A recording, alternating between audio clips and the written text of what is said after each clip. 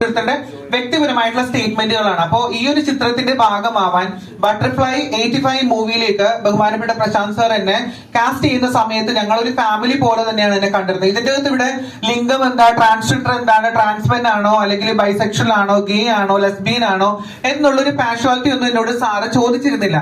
സ്വീറ്റിക്ക് പറ്റിയിട്ടുള്ള ഒരു ക്യാരക്ടർ എനിക്ക് തോന്നി. സ്വീറ്റ് ഇതാണ് സംഭവം, അല്ലെ കഥാപാത്രം ഇതാണ്, ജനങ്ങളിലേക്ക് നല്ലൊരു മെസ്സേജ് കൊടുക്കാൻ സാധിക്കും എന്നുള്ളൊരു വലിയൊരു കഥാപാത്രം എനിക്ക് അത് നല്ല എന്നെ സംബന്ധിച്ചിടത്തോളം അത് വലിയൊരു ഈ ഒരു സിനിമയിലെ വലിയ ഭാഗമാവാൻ എന്റെ ആദ്യത്തെ ചിത്രമായിരുന്നു.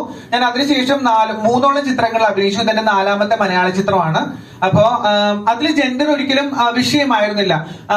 നമ്മളുടെ ഷൂട്ടിംഗ് നടക്കുന്ന സമയത്താണെങ്കിലും ഇതിന്റെ എന്റെ ക്രൂ അല്ലെങ്കിൽ ഇതിന്റെ ഓരോ അണിയറ പ്രവർത്തകരും, പിന്നിൽ പ്രവർത്തിച്ചവരും മുന്നിൽ പ്രവർത്തിച്ചവരും എന്റെ ജെൻഡറിനെ ചോദ്യം ചെയ്തിട്ടില്ലായിരുന്നു, ഒരു ഡിസ്ക്രിമിനേഷൻ കാണിച്ചിട്ടില്ലായിരുന്നു.